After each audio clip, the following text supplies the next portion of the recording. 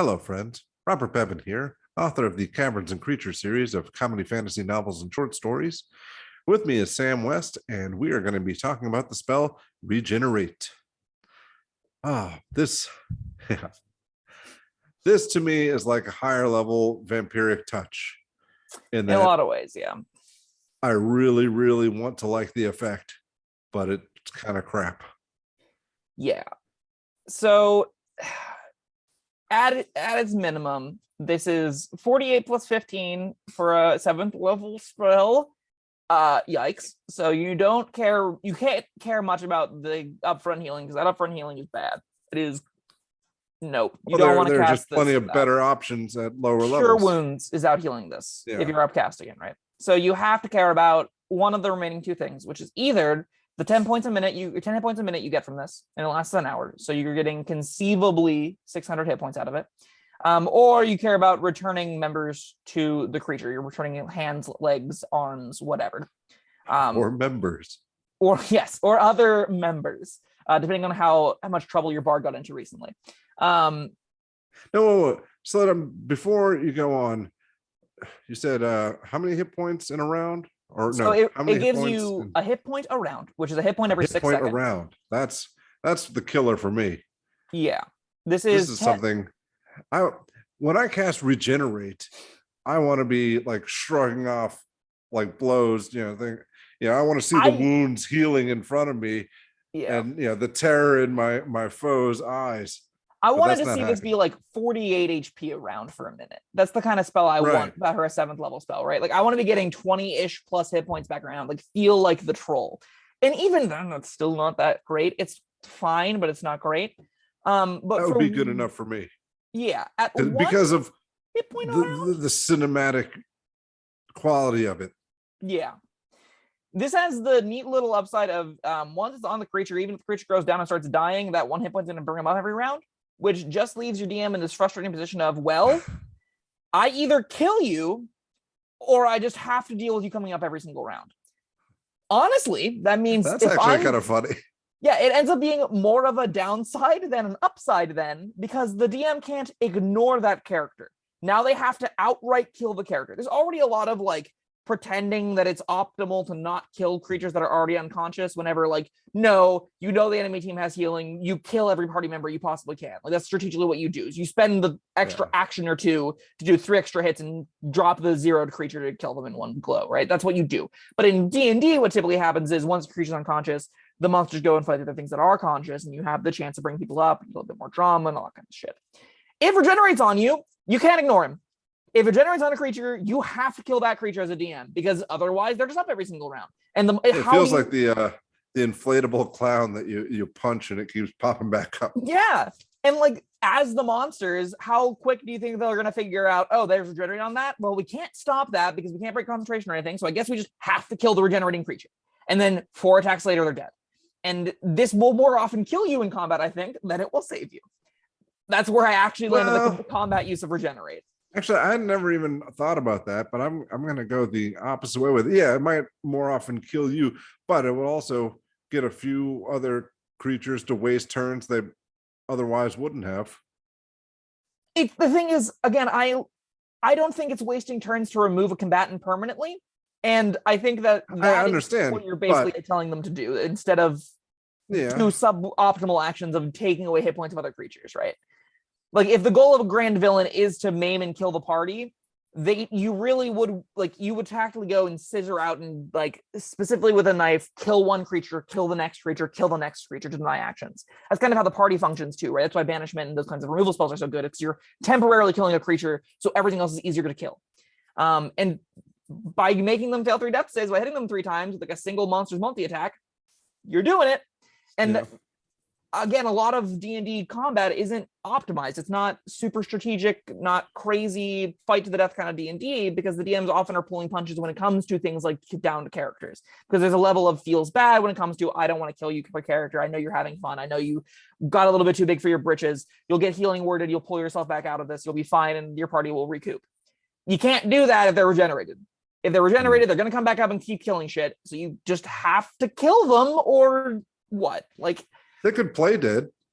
Yes, if they play, or I will say, if they play dead, props to them. That is a decent way to not die when you're regenerating.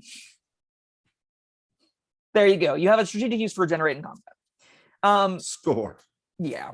You've highlighted that I think this spell is abysmal in combat, and I don't think you should ever cast it for that reason.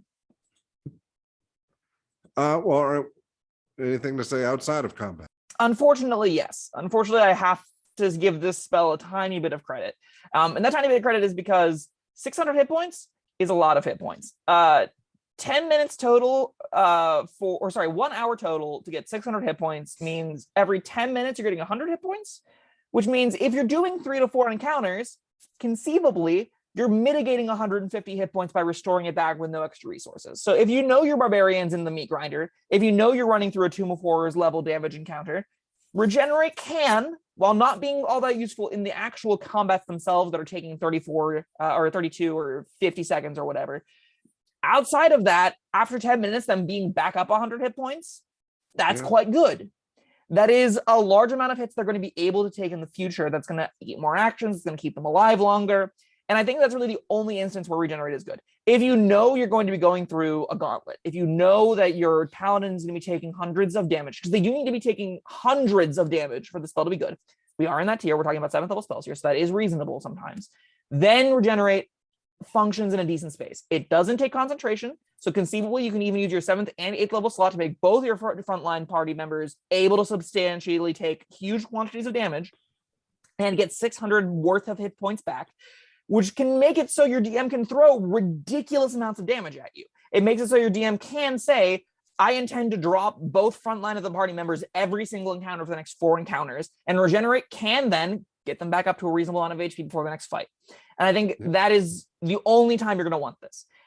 Because of, again, sound pretty good. And I mean, this is a situation I can see happening kind of enough to justify it. Yeah, it is.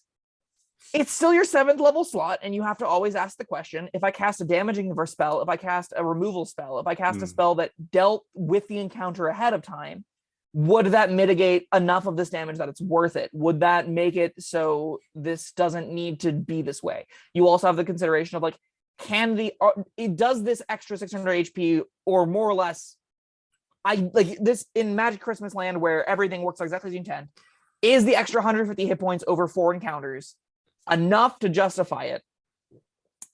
Oftentimes, I think the answer is going to be no. If there's only ever like 2 encounters, getting a full heal over 2 encounters is really just a full heal over 1 encounter, because you're going into the encounter full health, you're healing back to full for a 7th level spell slot with regenerate, and then you're going into the next encounter.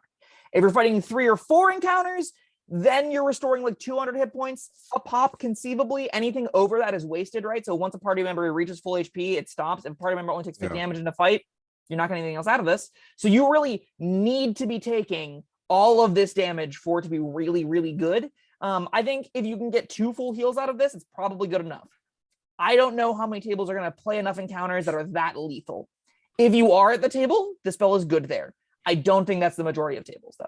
You know, that could very well change the behavior of the frontliners that it's cast on, which would be interesting. Yeah, if normally they're a little more cautious, this time they could just go full on berserk, charging into the enemy hordes.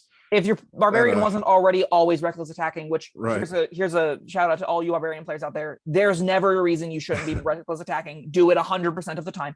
But you now have all the more reason just to throw caution to the wind, say, I will be back at full HP so long as I don't literally die right now.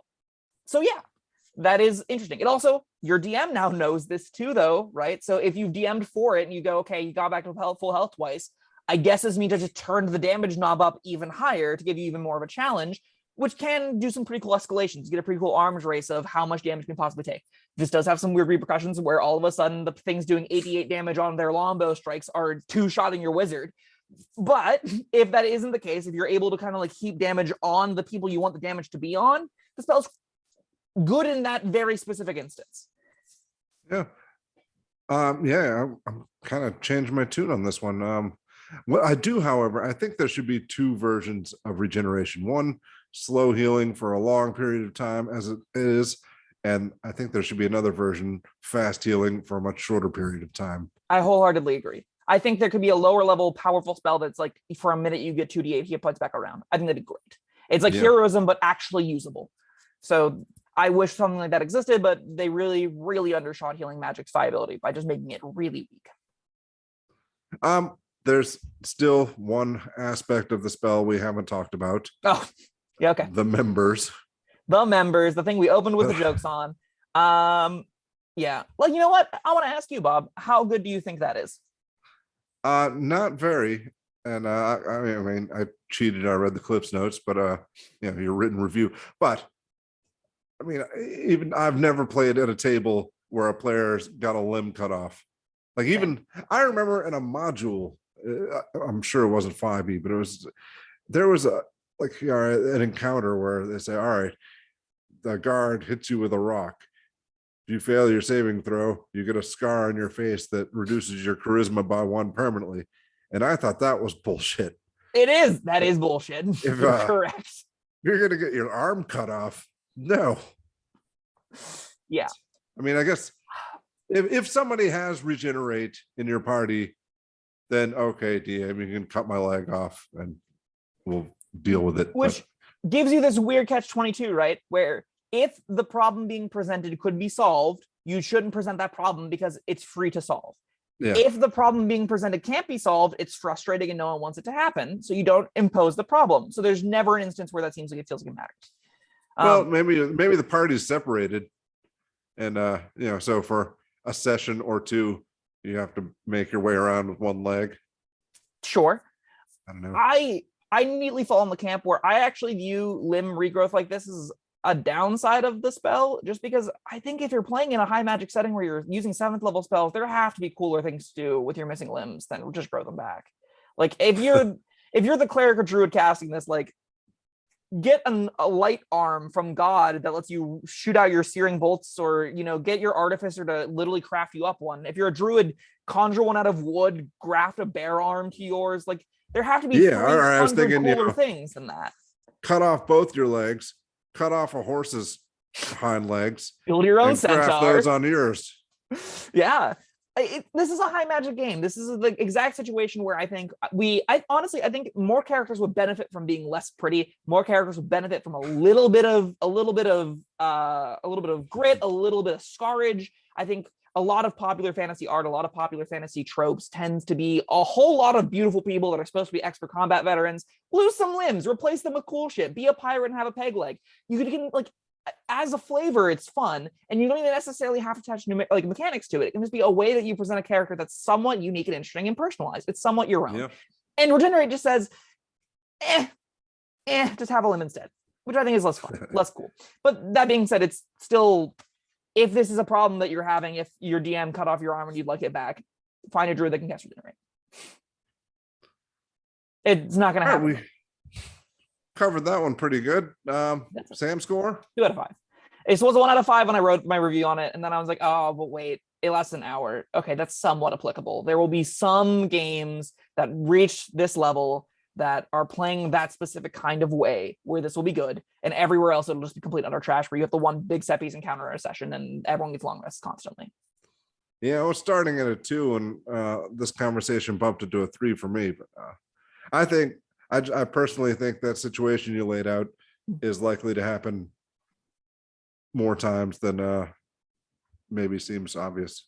I think what we're seeing here is I'm playing with younger generations of D&D folk maybe, and you're playing with some of the old AD&Ders to the 2nd edition, 3rd edition players where that was more of the norm. And we're seeing you probably have more of that experience. I probably have more of this experience. So that makes sense. Why our visions and views of the game probably reflect our opinions. What a theory. All right, that was Regenerate. Thank you, Sam, for joining us, and thank you, everyone, for watching and listening. We will see you next time. Bye-bye. Thank you for watching. If you found this helpful, informative, or entertaining, I'd really appreciate it if you hit the like button below.